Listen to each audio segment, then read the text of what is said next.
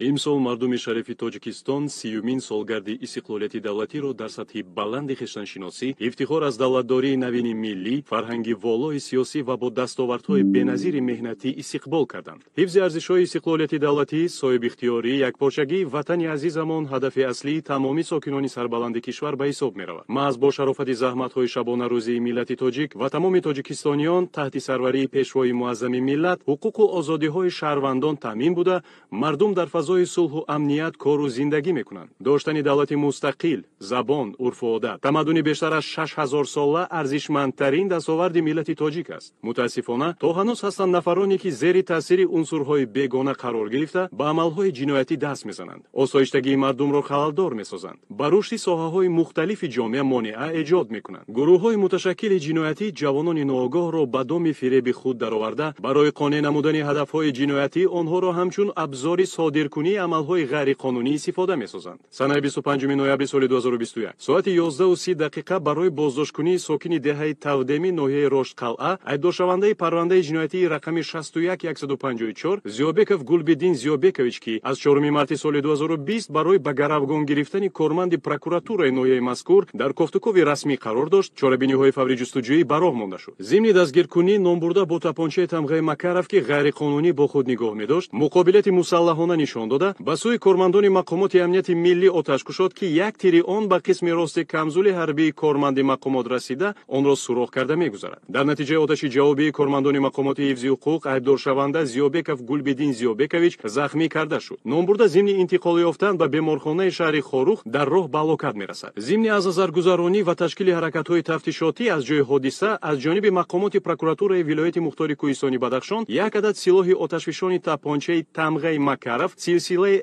РУ рақами 1100 бо як адад тирдон ки дар дохилаш 5 адад тирҳои ҷангии қуташон 9 мм, 3 адад гилзаҳои қуташон 9 мм ёфта гирифта шуда, ҳамчун далели шайъӣ ҳуҷҷатгузорӣ гардид. айбдоршаванда Зиёбеков Гулбидин Зиёбекович санаи таваллудаш 31 июни 1992 сол, зода ва истиқоматкунандаи деҳаи Тавдеми ҷамоати Гадуалиеви ноҳияи Рошдқалъа, миллаташ тоҷик, маълумоташ олӣ, соли 2021 аз ҳамсараш ҷудо шудааст, соҳиби як фарзанд, яке аз саркардаҳои гурӯҳҳои муташаккили ҷиноятии ноҳияи Рошдқалъа дар ғасби ҳокимият, монеагӣ ба фаъолияти мақомоти ҳифзи ҳуқуқ, муқобилият нишон додан ба намояндагони ҳокимият, таҳқир, таҳдид, барангехтани кинаву адовати маҳаллӣ даст дорад. барои Зиёбеков Гулбидин Зиёбекович содир кардани ҷиноят, таҳқир, таҳдид, зӯроварӣ ба амали муқаррарӣ мубаддал шуда буд. номбурда дар маҳалли зисташ мунтазам ба фаъолияти нозирони минтақавӣ монеагӣ эҷод намуда, ҳамзамон садди роҳи чорабиниҳои санҷишии мақомотҳои давлатӣ мегардид. моҳи сентябри соли 2017 Зиёбеков Гулбидин Зиёбекович дар якҷоягӣ бо ҳаммаслакони ҷиноятиаш Аловатшоев Самат Мусалмоншоевич, Палвонов Қимматшо Аловатович ва дигарон ҷамъ 20 нафар ба прокуратураи ноҳияи Рошдқалъа зада даромада, прокурори ноҳия Нарзуллозода Анварро таҳқир карда, ба рафти баррасии маводҳо оид ба сохтмони ғайриқонунӣ дар деҳаи Тавдеми ҷамоати Гадуалиеви ноҳияи Рошдқалъа дахолат мекунад ки мутобиқи моддаҳои 329 ва 345 қисми 2 кодекси ҷиноятии ҷумҳурии Тоҷикистон ҷавобгарии ҷиноятӣ пешбинӣ шудааст. моҳи октябри соли 2017 гурӯҳи мазкур бо роҳбарии Зиёбеков Гулбидин Зиёбекович ба мақомоти иҷроияи ҳокимияти давлатии ноҳияи Рошдқалъа омада, собиқ раиси ноҳия Султон Ноёбов Юсуфро таҳқир карданд. Зиёбеков Гулбидин Зиёбекович 15 августи соли 2018 бо ҳаммаслакони ҷиноятии худ бо мақсади ғасби бинои мақомоти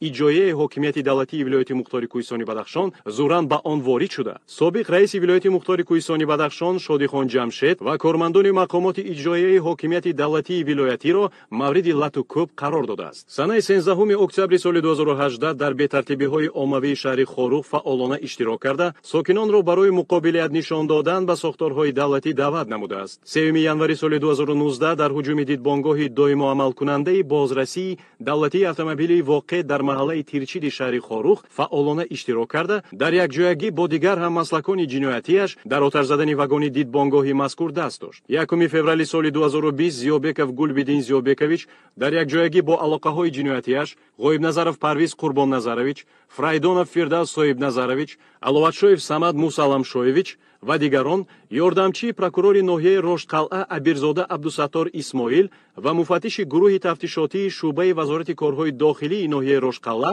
Маҳмадов Ҳабиб Тоировичро мавриди лату кӯби шадид қарор медиҳанд.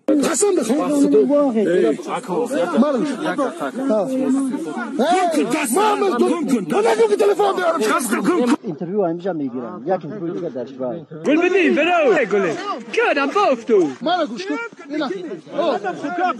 تا میگه جاتم نه پدا خوب نه خزن شهرک ما سه پدا خوب لو ما گوش کن گبزن گوش کن هوا گیس ما گوش کن تو زیبات کرد از دوستان عبدالسلام گوش کن دوجنس چیه فاموشنی در کجا روشخلا فامیل عبدالستار من دیگه نمیذارم تو نمی کار کردی ها امی کارو را کردی تو عذر چیکار میکنی زیوبеков Гулбидин Зиёбекович ва ҳамроҳони ӯ дидаву дониста тамоми амалҳои авбошона, таҳдиду таҳқир нисбат ба корманди мақомоти давлатиро ба навор гирифта дар сомонаҳои интернетӣ паҳн мекунанд. Маъз аз тарафи Зиёбеков Гулбидин Зиёбекович, ёрдамчии прокурори ноҳияи Рошқалла Абирзода Абдусаттор Исмоил ба гаравгон гирифта шуда, дар деҳаи Анҷин 8 соат нигоҳ дошта шуда. Бо таҳдиди куштан зери таҳқиру шиканҷа қарор мегирад. Абирзода бо автомашинаи Opel тарафи шаҳр хоро ҳаракат кард. Дар нимаи роҳ бошад раҳшон қапидагӣ, ура аймоши фуроварди ҳамчун гаравгон ура мегиранд. Дар даруни толор нисбат ҳамон Абирзода таҳқир намуданд. موافق قسم 1 ماده 181 کدکس جنایتی جمهوری تویستان غصب گروگان یا نگاه داشتن شخص به صفت گروگان مربوط به تهدید کشتن یا رساندن ضرر به سلامتی او یا من بعد نگاه داشتن همین شخص به مقصد مجبور نمودن شخصی واقعی یا حقوقی یا گروه شخصان به اجرا یا خودداری نمودن از اجرای این یا آن حرکت همچون شرط آزاد کردن گروگان از جانب گروه شخصان با مصلحت پیشکی صادر شده باشد همچون جنایت دانسته شده است. سپس آنها با دیگر جوانان ناحیه رشقله در حدود 160 نفر به بنای مقامات اجرایی حاکمیت دولتی ناحیه زورند درآمده دست به بی‌ترتیبی و عملهای авбошона میزنند. Зиёбеков Гулбидин Зиёбекович дар толори мақомоти иҷроияи ҳокимияти давлатии ноҳияи Рошқалла кормандони ҳифзи ҳуқуқро дағалона таъхир карда ҳамзамон таҳдид мекунад ки мо аз баҳри ҳама чиз гузаштаем, мо переворот мекунем.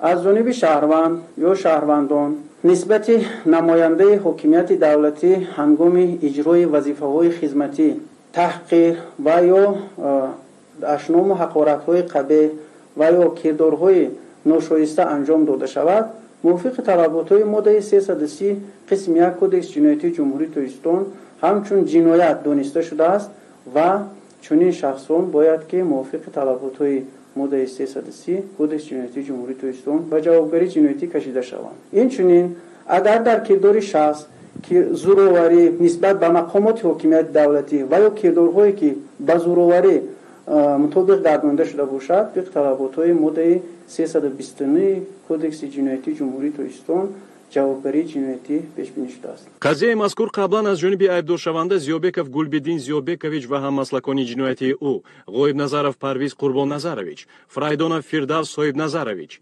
Аловатшоев Самад Мусалламшоевич ва дигарон тарҳрезӣ гардидааст. онҳо бо мақсади таъхир ва латукӯби ёрдамчии прокурори ноҳияи Рошқалла Абирзода Абдусаттор Исмоил ва дахолат кардан ба фаъолияти хизматии кормандони мақомоти ҳифзи ҳуқуқ аз дастисаву найрангҳои сокини деҳаи Юбени, ҷамоати деҳоти Седжи ноҳияи Рошқалла, Шоназарова Зуҳро Гадомаҳмадовна соли таваллудаш 1997 истифода намуданд.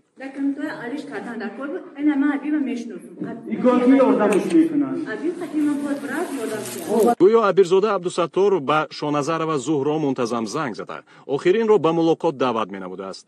санҷиши ҳолати мазкур собит намуд ки Абирзода Абдусаттор ягон маротиба бо Шоназаров Зуҳро вохӯрӣ барпо накардааст. дар ҳамон рӯзо ман дар ёдам нест бирдам дар шаҳр қорор набудам, берун аз шаҳр будам ва баъд номин якум ё роҳбари дастгоҳ ба ман занг заданд ки дар ноҳияи Рошқалла як гурӯҳи ҷавонон ёрдамчии прокурорро боздошт кардастанд ва ӯ нафарро ба мақомоти ҳокимияти давлатии ноҳияи Рошқалла оварданд. ҷо номин якум будам.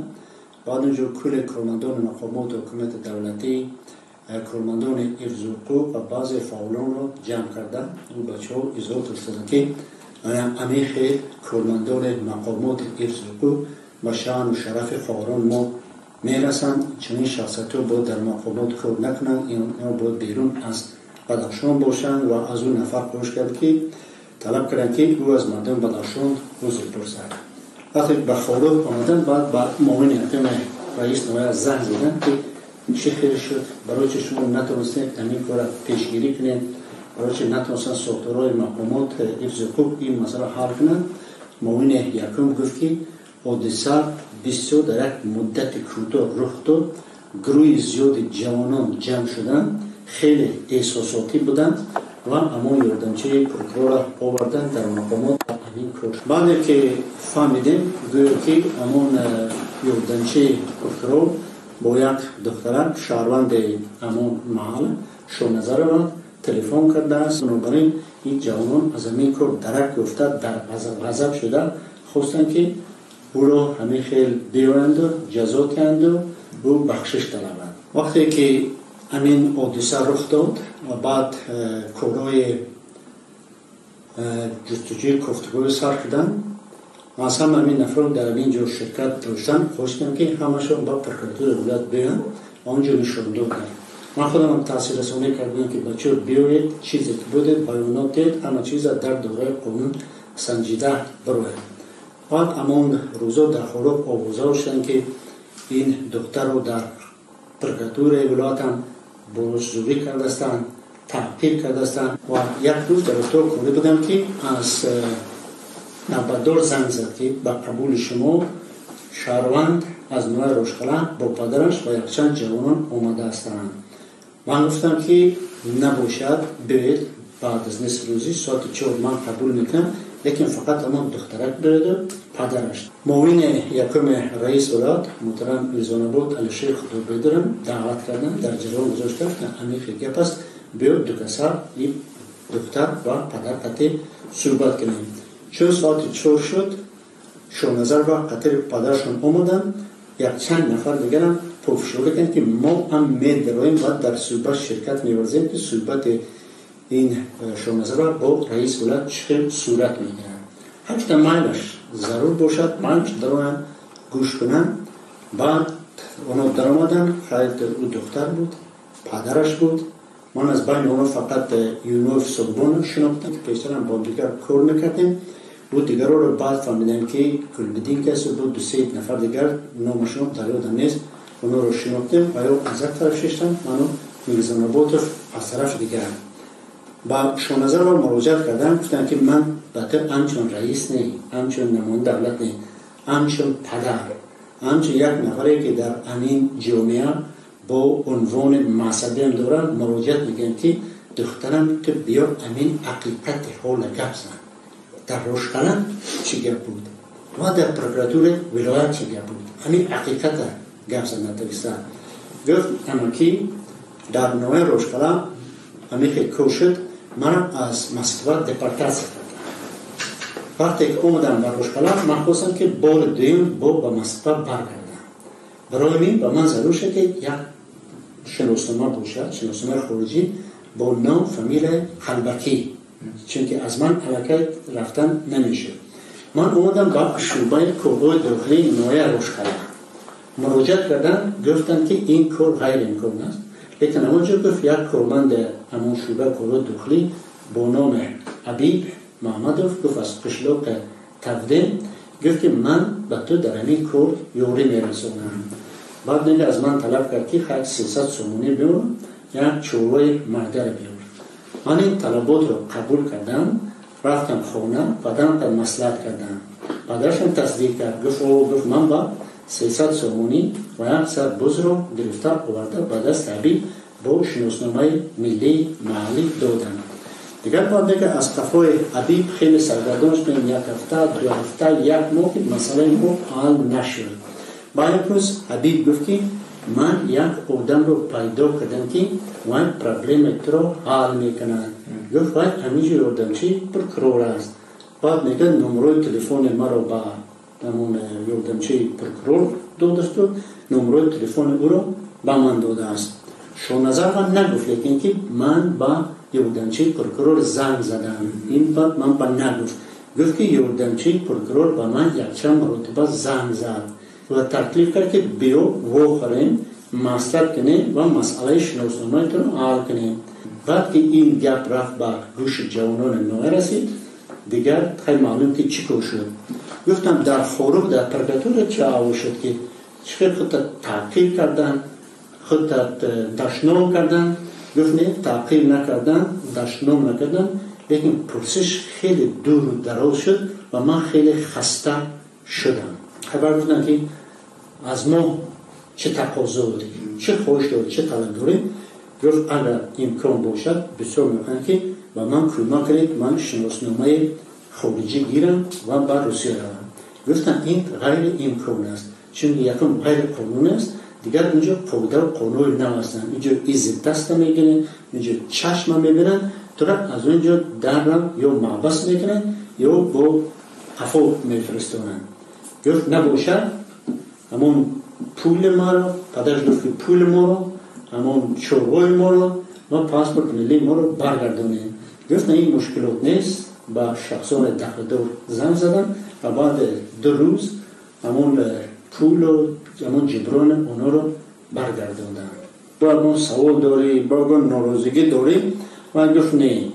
بعد بچه گفتن که نه تو همش بگوی، همون چیزی که حقیقت بگوی، چیزی که ما بگفتی تو بگو به رئیس.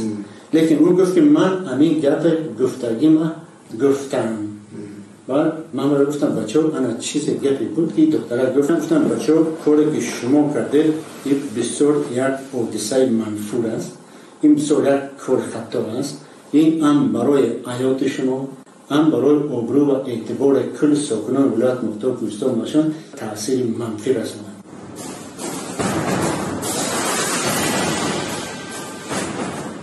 تصور کنید که همین خیلی جوان بدخشانی در یک قسمت تویستان همین خیلی کار کنند و بعد اون مردم باید همین خیلی مناسبت کنند. چه خیلی ما در باره خلقا فکر میکنیم. گفتم دویم چه خیلی میشد شما با کدام عقل فکر کردید که همین کار با بنوار گیرید. راست گفت با یک تلفن با یک آدم زنگ میزنیم و گویی که با همین زنگ تلفن شان و شرف امان آدم پس کردش است. این با یکم منطق درست نمیده. تو دلیلی که فرق نیست که در اون یکم تعقیل بود. من دختر پرسیدم گفتم اما آدم چه پروکرور انگار تلفن کردن، یکم اقارت کرد، یکم تعقیل کرد، یکم تکلیف کرد، تکلیف دیگر شعبانه یکم چیز کرد. گفت نه اما که نکرده، فقط گفت که بیا واخرین مسئلت کنیم، مسئله شناسنامه تا حل کنیم. بنابراین روز که در این دنیا هر روز 100 کس با 100 کس تلفن میکنن، زن باشد، مرد باشد، شناس باشد، روشناس باشد و فقط گویم که با یک تلفن میگیم که تعقیل است. این نادرست است. اینجا مگر فقط باشد، دلیل باشد که کدام علامت‌های تعقیل میباشند و وقتی که بخصوص گرد درباره حل کردن پرابلم میرود با دخالت شخص سوم، این تماما یک چیز دیگر است. آغاز همین بدبختی، همین مناقشه محض از همین ابی محمدوف آغاز می‌گردد. گناهکار اساسی همین قضیه همین آدم است. چون که همین آدم وعده کرد، همین آدم پول و مال طلب کرد، همین آدم کار و اجرا کردن نتوانست و برد این شورنظر را با یاردمچی پروکرور پیوست کرد. بنابراین اگر ما با همین قضیه نگاه کنیم، آغاز همه مشکلات محض از عملات از همینجا آغاز می‌گردد. ولی باید اگر کار اجرا نکردن نویس میگوید که می‌بخشید نتوانستن جنبش می‌شود. در جامعه امروزه زنگ زدن یک آدم به آدم دیگر تعقیب یا پس زدن آبرو اعتبار هیچ شدن نمیتونن. هر که ما در یک روز ممکن 10 تا 15 تا زنگ میزنیم، هم با زنکو، هم با مردکو، هم شناس، هم ناشناس التماس میکنیم، خواهش میکنیم و این تعقیب گفتنی نیست. بازم یکم کس از محتوای صحبت درک ندارد که گپ درباره چی رفت، سخن درباره چی رفت، موضوع صحبت چی بود. آیا اونجا یکم تعقیب، یکم فشار، یکم زوراوری بود، هیچ شدن هم نمیتونه. بنابراین در چنین حالت قضاوت کردن که زنگ زدن با یک آدم این باعث تعقیب و پس زدن شان شرف میشه در عصر بیشتر، این قابل قبول نیست. اینجا مشکلی روحی روانی نیست، چون که خود او رو پرسیدن گفتن یکم بود تو برگان تاثیر، یکم تعقیب تنس، گفت نیست. مذهبی راست گفت در او مردمی که او مذهب داد بسیار مذهب آزاد است و اونجا زن مرد برابر هستند که با کسی گپ میزند محدودیت زیاد ندارد.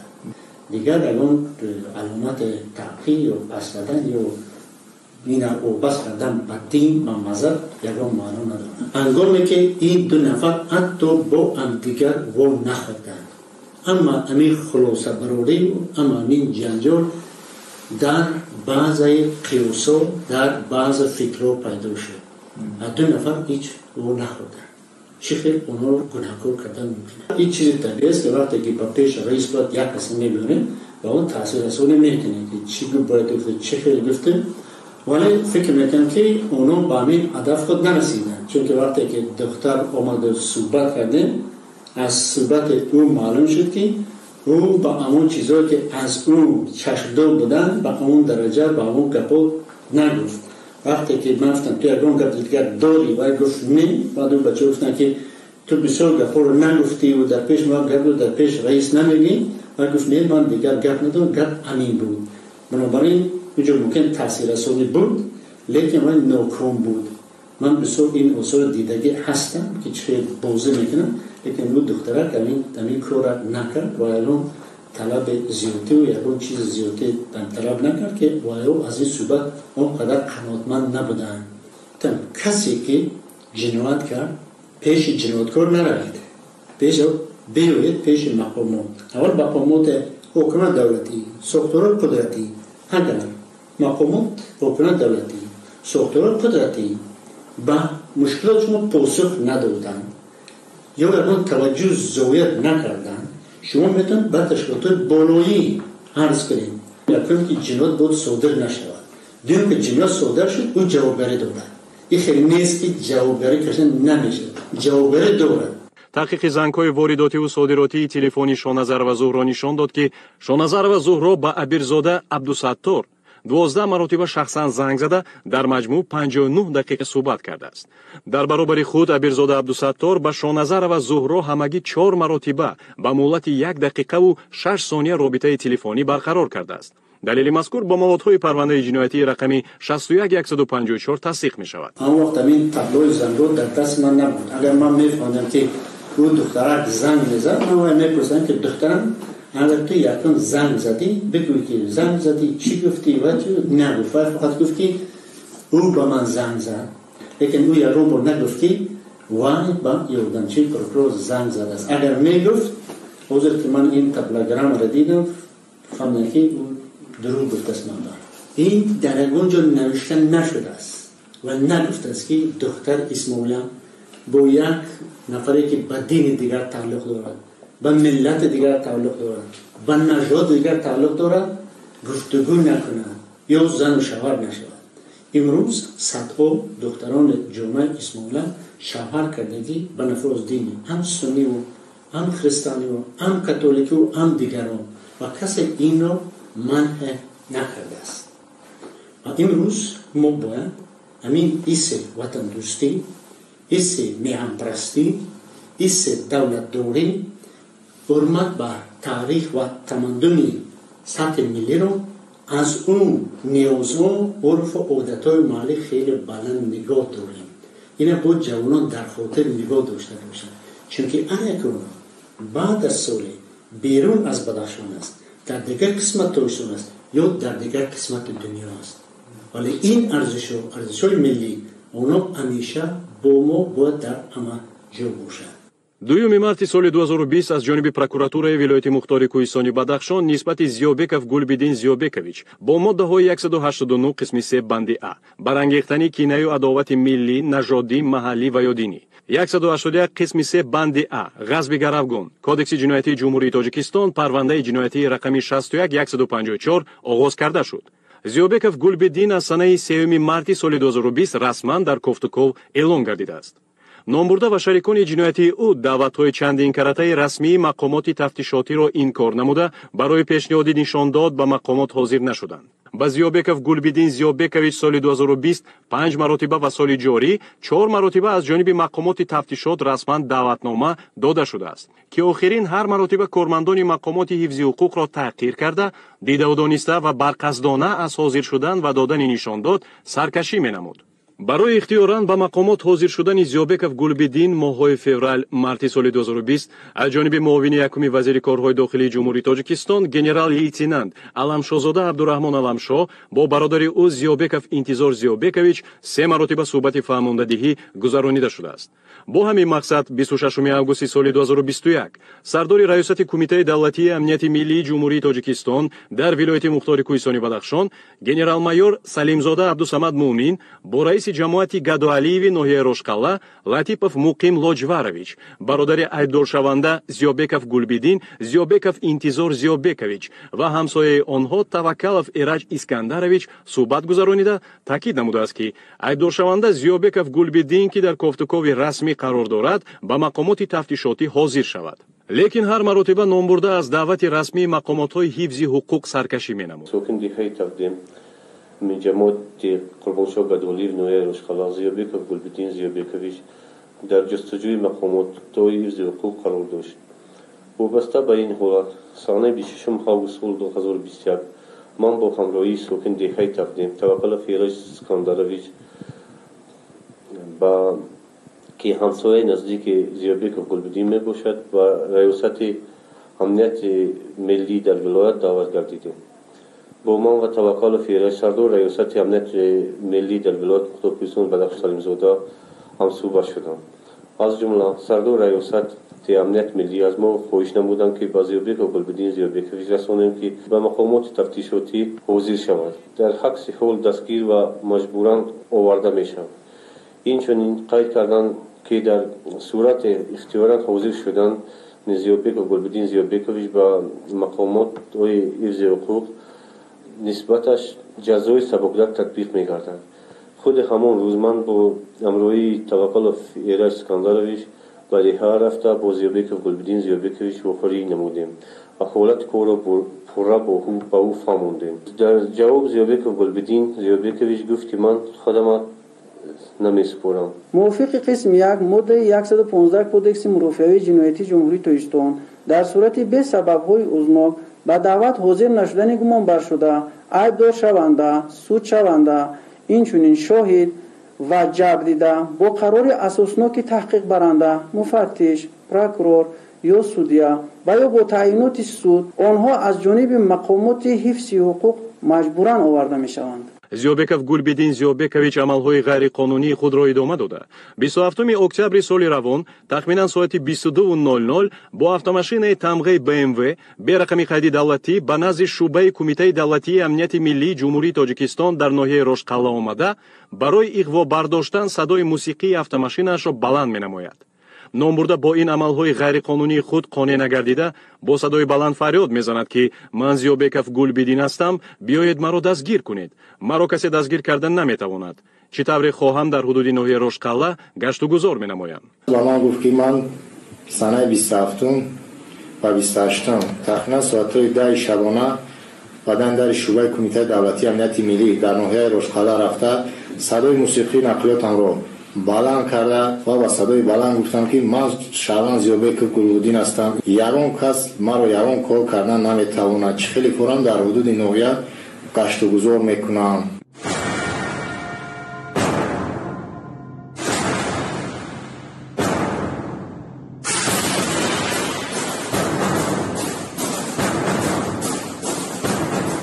پنجم نوامبر سال روان اعضایان گروه‌های متشکل جنایتی شهر خوروخ و ناحیه روشقلا برای عملی کردن هدف‌های جنایتی خود و دیگر مقصدهای غرضناک در میدان اسماعیل سامانی شهر خوروخ گردهمایی غیرقانونی تشکیل نمودند. من ندیدستم یگان فرمو یگان سخنرانی وابسته به خانه که مریدان خود را به جنگ به یراق به نمایش به میتینگ دعوت کرده است. در کدام لحظه نباشد او میگه که از روی قانون چارچوبه قانون امان دولت طلبات امان حکومت عمل کنیم. درباره زوری فشار آوردن در یگان سخنرانیش در یگان برآمدش همین گپ نبوده است و باور دارم که نمی شود.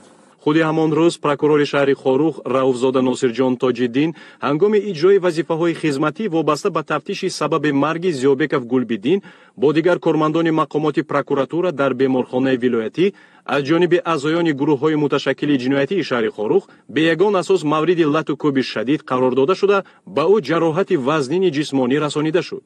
бо мақсади ғазби ғайриқонунӣ ва оташ задан гурӯҳи ҷинояткорон ба иншоотҳои ҳаётан муҳими давлатӣ, биноҳои мақомоти иҷроияи ҳокимияти давлатии шаҳри Хорух ва вилоят ҳамла карда, сардори шӯъбаи вазорати корҳои дохилии шаҳри Хорух полковник Муборак Қадамзода Абдурахмон ва командири ротаи қушунҳои дохилии қисми ҳарбии 3503 вазорати корҳои дохилии ҷумҳурии Тоҷикистон майор Ҷабборов Рустам Маҳмадраҷабовичро бо як бераҳмии махсус мавриди лату кӯб қарор доданд.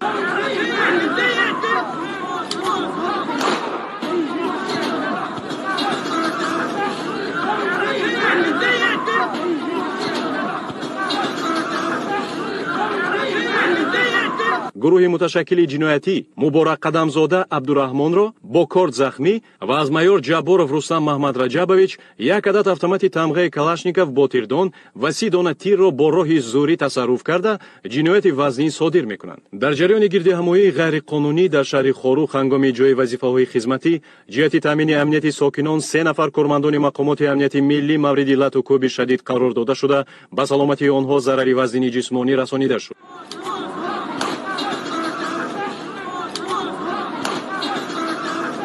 аз тарафи аъзоёни гурӯҳҳои муташаккили ҷиноятӣ як адад силоҳи хизматии кормандони мақомоти амнияти миллӣ тамғаи автомат Калашников бо лавозимоти ҷангиаш тасарруф гардид. ба ғайр аз ин шаби 25 ба 26 ноябри соли ҷорӣ як гурӯҳи шахсони номаълум ба отряди сарҳадии шаҳри Хорух якчанд маротиба кӯшиши ҳамла намуданд. дар натиҷаи чораҳои андешидаи хизматчиёни ҳарбӣ гурӯҳи мазкур пароканда ва аз назди иншооти ҳарбӣ дур гардиданд. санаи 27 ноябри соли ҷорӣ тахминан соати 14:00 дақиқа раиси вилояти мухтори Кӯҳистони Бадахшон Мирзонобод Алишер Худобердӣ бо ҷамъомадагон дар майдони Исмоили Сомонии шаҳри Хорух вохӯрӣ намуд. Номбурда аз эътирозгарон талаб кард ки тартиботи ҷамъиятиро қатъиян риоя намуда, майдонро тарк созанд ва осоиштагии мардумро халалдор накунанд. раиси вилоят дар доираи ваколатҳои худ ба саволҳои иштирокчиёни тазоҳуроти ғайриқонунӣ ҷавобҳои мушаххас дода, изҳор намуд ки барои таҳқиқи холисонаи ҳодисаи дар рӯзи 25 ноябри соли 2021 ба вуқӯъ омада аз ҷониби прокуратураи генералии ҷумҳурии Тоҷикистон гурӯҳи фаври тафтишотӣ таъсис ёфта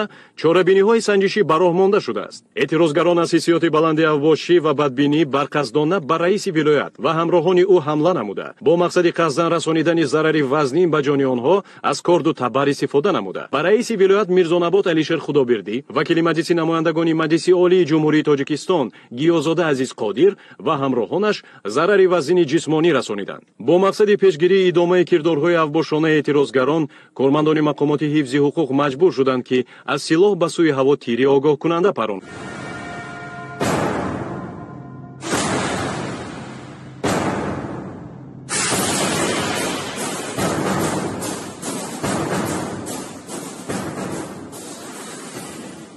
оид ба ҳодисаи мазкур аз тарафи прокуратураи генералии ҷумҳурии Тоҷикистон бо моддаҳои 328 қисми 2, 330 қисми 1, 237 қисми 3 банди А ва 110 қисми 2 бандҳои А ва Ж Кодекси ҷиноятии ҷумҳурии Тоҷикистон парвандаи ҷиноятӣ оғоз карда шуда, тафтишоти пешакӣ идома дорад. Бадахшон бо табиати дилфиреби худ миёни дигар минтақаҳои сайёҳӣ дар Осиёи марказӣ ҷойгоҳи махсус дорад. бояд гуфт ки дар доираи эълон гардидани солҳои рушди деҳот, сайёҳӣ ва ҳунарҳои мардумӣ вилояти мухтори Кӯҳистони Бадахшон ба беҳтарин мавзеи сайёҳӣ дохил гардида. таваҷҷӯҳи сайёҳони дохиливу хориҷӣ ба ин сарзамини зебо сол ба сол зиёд шуда истодааст.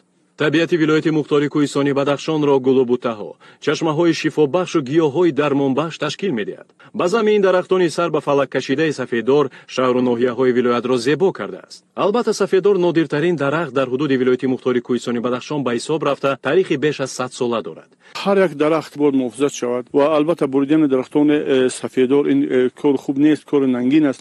ин дарахтҳо зер муҳофизат гирифтан дар кор аст. гарчанд ин дарахти қоматбаланд бебаҳра ҳам бошад, اجدادان ما با مقصد آرایش گرد و اطراف شهر و ناحیه‌ها و به صفت مصالح ساختمانی آن را استفاده و حفظ می‌کردند. اما سالهای اخیر بنابر بی‌احترامی یک گروه اشخاص ناآگاه به ثمره نیاگان خود بعضی از ساکنان ولایت درختان سفیددار را بریده با مقصد عملی ساختن عملهای جنایتی خود استفاده می‌کنند. در نتیجه عملهای اوباشانه و تخریبکارانه یک گروه جنایتکار متشکل روزهای 25-28 نوامبر سال جاری در شهر خاروخ 61 درخت از جمله 17 عدد سوزنبرگ و 44 عدد درخت سفیددار بریده شده با واسطه آنها راه اتومبیلگرد بین‌المللی دوشنبه خاروخ قلمه بسته شده. واردات مال و محصولات و رفت و آمد واسطه‌های نقلیات قطع گردید که به اقتصادیات کشور و صاحبکاران و ساکنان ولایت جمهوری میلیون‌ها سامانی ضرر مالیوی رسانیده شده است. گروه‌های متشکل جنایتی شهر خاروخ به عمل‌های غیرقانونی خود قناعت نکرده به طور مجبوری автомашина بارکش دولانی خطسیر کلمه خاروخ دوشنبه را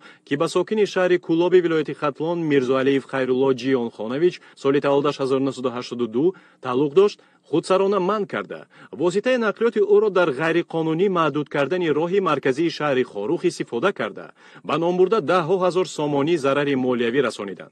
روز 28 نوامبر سال جاری واسطه نقلیات مذکور در مرکز ناحیه روشان از جانب گروه جوانانی به تفتیشات نامعلوم منع کرده شده. از راننده میرزاعلیف خیرالله به طور مجبوری 1700 سامانی تصرف می‌گردد. سلام علیکم مردم بدخشان. من خیرالله شهر کلوب روز 25 مرداد تکر اومدیم در سنتر شهر خاروخ خپیدم 3 روز محکم کردن.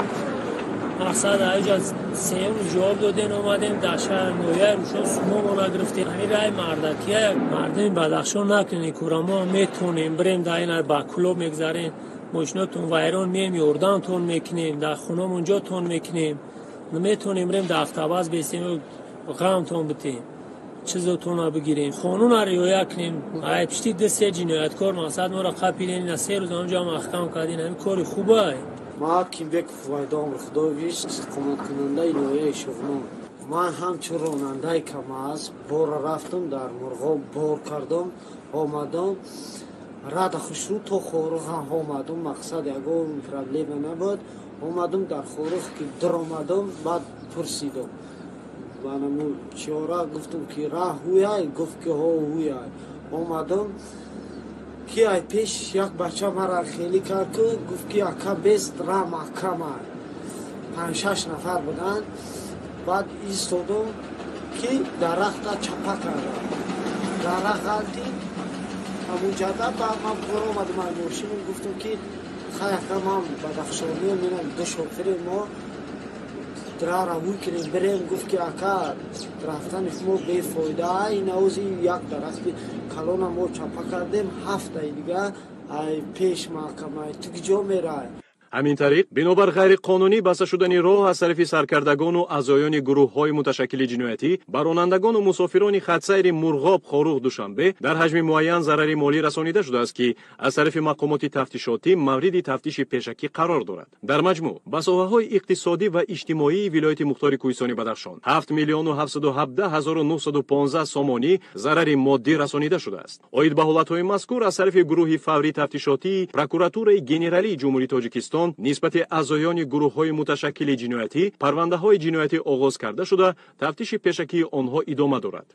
خدمات مخصوص سازمان و تشکیلات‌های خارجی و تشکیلات‌های افراطگرا جهت رسیدن به هدف‌های غرضناک خود افزای سیاسی، اجتماعی و جمعیتی دلخواه کشور را به فایده خود استفاده می‌برند. مبلغ‌گذاری گروه‌های جنایت پیشه رسالت اصلی چنین سازمان و تشکیلات‌های به نام آزادیخواه به حساب می‌رود. موافق معلومات‌های تصدیق شده خائنان ملت و گروه‌های منفعت‌دار با مقصد مرکب‌تر نمودن وضعیت، تشکیل بینظامی، خلال‌دار کردن زندگی آسایشته ساکنان شهر خاروخ، دوام دادن گردهمایی غیر قانونی روزهای 26-27 نوامبر سال 2021 از خارج کشور به سرکردگان گروه‌های متشکل جنایتی شهر خاروخ اصلی شاه، نوروز شاه، خورسند و قربان مراتب اول 500,000 روبل روسی و مراتب دوم 13,000 دلار آمریکایی مبلغ انتقال دادند. سرکردگان گروه‌های متشکل جنایتی مبلغ مذکور را برای جلب جوانان به گردهمایی غیر قانونی، صادر کردن جنایت و دیگر مقصدهای غرضناک صرف نمودند. دلیل‌های آشکار شده حجت‌گذاری گردیده به مقامات پروکوراتور پیشنهاد شد.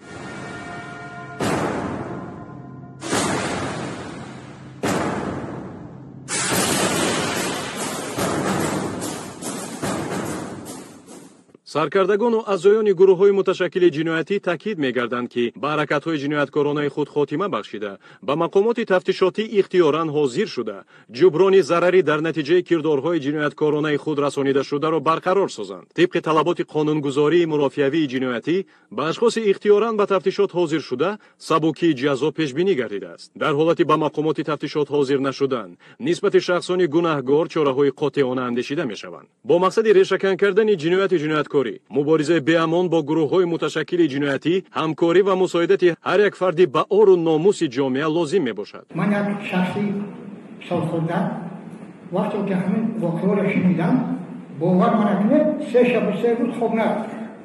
ин кори аздӣ ба манфиати алоида шахсон ташкил карда шуд. охир бадахшониҳо уно ай гузашта сар карда фақат корнамоиҳо нишон медоданд, дар ободиҳо даст медоданд, дар осонӣ даст медоданд. ҳай бинед ки ин қадар шароити хубро имрӯз ба мо ҳукумати ҷумҳурӣ бо сарварӣ сардори гирем ки бо ҳақлу бо тамизи мо барои мо ташкил карда шудааст, аммо имрӯз ба ҷои оне ки ба созандагӣ мутарсем, мо барои оне ки ҷавонон имрӯз пешрафт шаванд و گیریم که تربیت اجتماعی مشغول شوند و گیریم که جمهوری را در دولت‌های دیگر برابر کنند برعکس گرده هموی تشکیل میشه. و این چی گپ است؟ این خدا چی؟ و چی میداده است؟ همون یک گروهی گیریم که امروز تمام ولایت افراز کرده است. ما نسل کلانسال این محکوم میکنیم، اجازه نمیدیم، ما مراجعت میکنیم با کل مردمی و ساکنانی اشکاشه که هر ما فرزندانمون امروز تاکید کنیم، فرزندانمون نصیحت کنیم که آنها با کارهای خیر دست نزنند. آنها طرفداری این شخصیت‌های گیرن که برای وطن، برای ملت امروز استثناء آورده شده‌اند. ما باید راه ندهیم. البته ما نسل کلانسال وظیفه داریم که من همه واقعه‌های گذشته را در بین جوانان، نورسان، مکتبیان، اداره و مؤسسه، جماعت‌ها، بریگادهای مخصوص یا که گروه مخصوص را تشکیل کرده، گروهی و ترجماتی تشکیل کرده، ما مردم همطرفا فهمیم که ما غمخوار داریم، ما سروای دولت داریم. алоқамандӣ бо гурӯҳҳои муташаккили ҷиноятӣ ба рушду суботи давлат, ҷомеа, соҳаҳои мухталифи ҳаёти кишвар, ба мафкура ва маънавиёти насли ҷавону солими миллат хатари ҷиддӣ дорад. ҳар як амали гурӯҳҳои муташаккили ҷиноятӣ ба иқтисодиёт ва сатҳи некуаҳволии сокинони вилояти мухтори кӯҳистони Бадахшон зарари ҷиддии молиявӣ, ахлоқӣ, рӯҳи равонӣ расонида, рушди минтақаро ба 10 солаҳои дигар қафо мепардояд. Бадахшон дар куҷо будем? در چه اور قرار داشتیم و امروز در کجا هستیم؟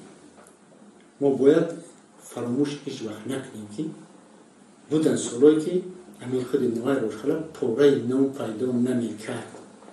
ما هیچ باوری نداشتیم که ما در این روز با ماشین سوار میشیم به دوشنبه میرسیم. ما حتی امید نداشتیم که در دوشنبه زندگی میکنیم که امروز من ساکنان ولایت مختار کوهستان مجان در مرکز شهر داشتن در خونه بهترین زندگی میکنن و کار میکنن.